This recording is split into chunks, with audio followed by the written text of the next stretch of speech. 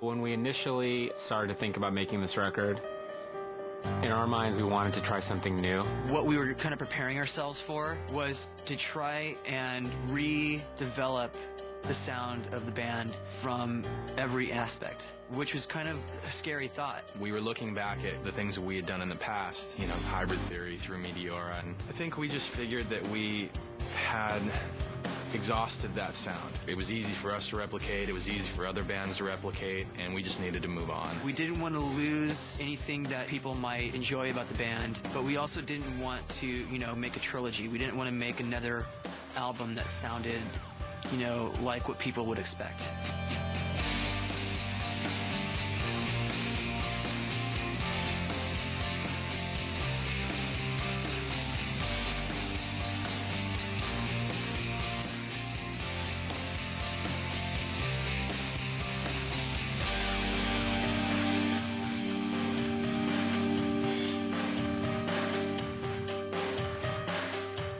As far as Rick Rubin, we wanted the right guy to help us facilitate what we were trying to accomplish, and we didn't know what that was. Rick has done so many records that are just amazing, you know, just ridiculous stuff. Some of the records that he's done have been really influential to me, like, you know, Raising Hell by Run DMC, Blood Sugar Sex Magik by the Chili Peppers. Rick's way of working is a lot different than anybody that we've worked with in the past. It feels like, you know, when he was going into a lot of those projects, it was like throw out the rule book and make music. He would initiate conversations as far as, like, you want to do it this way, you've done that before, why don't you think about doing it another way? He kind of gets in there and says, all that stuff that people say you are, you don't have to be that.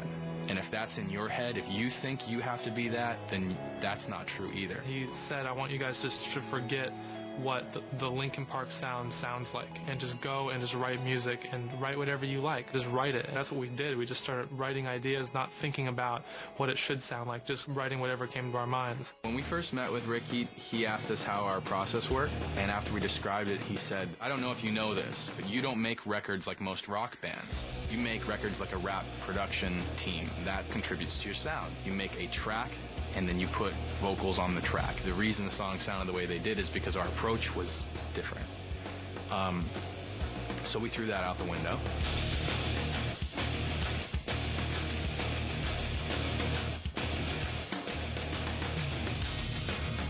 Originally, we'd work in spots like this. All the guys would kind of go to each other's home studios and just work on ideas that they'd been working on individually. We get everything that we've done from the studio and update them on our own hard drives. We can bring them back home and then work on your own. When we started working on this album, we made sure not to use any of the conventional methods that we've picked up along the way. Rick dubbed all of our earliest ideas seeds. On the other records, Brad and I would go to my house and start a whole bunch of seeds, and then we'd bring them to the guys when we thought they were ready, and we'd narrow those down. On this process, right off the bat, I said, why don't we do 6 different hard drives, 6 Pro Tools rigs, and everybody starts their own seeds, and we'll come in once a week and play them for everybody. You know, we'd bring in a seed, rather than it being developed to a certain degree before anybody heard it, we heard it right away. It was more like everyone kind of had sketchbooks, you know? You make these little doodles, and in our case it was music. Overall, it sparked a new kind of creativity. Everyone came up with tons of music. We had about 150 songs that we started out with, each guy coming up with different songs and passing it to the next guy. The pieces of the secrets that I'll never find. We have a musical idea that we like.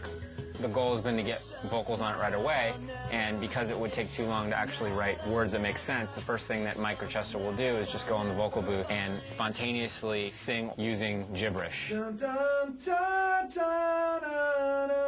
We learned the discipline to just take the initial musical idea and put the vocals on it, and you can tell right away whether it's worth developing.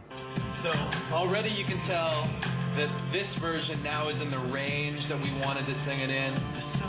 The words were wrong, but it was the right melody and rhythm. I re-scattered the verse because I'm not sure if the words are making me think of certain melodies, so I wanted to remove the words. It's funny listening to these because, I mean, there's no words, you know, it's just, we're just ba-na-na-na-na-na. It was hard for, I think, a lot of the guys to really attach themselves to the melodies early on without hearing words, and especially for Rick. We'd show him lyrics and he'd be like, this doesn't mean anything to me. whether or not the lyrics were good enough or not. He wanted to hear the song sung. So I ended up singing tracks, 15, 16, 30 times, All the way from this.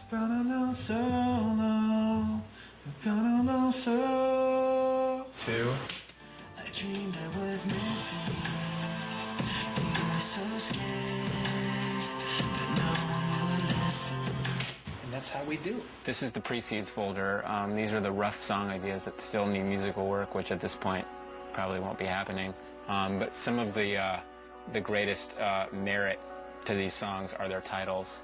Some of my favorites include Electric Uvula, Hemophiliac, Chunky Monkey, one of my favorites, Resident Turd Face, and I think probably one of the most witty titles that Chester came up with. Clever name.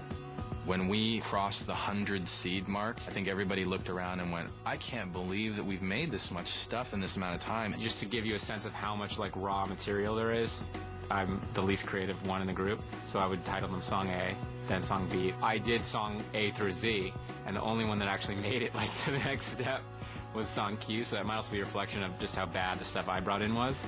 There was definitely a learning curve. We had a few great songs off the bat, and then we had a lot of crap. There's definitely a lot of bad stuff, Like when I say 150 songs, the majority of it's crap. but yeah, you'll never get to hear any of that.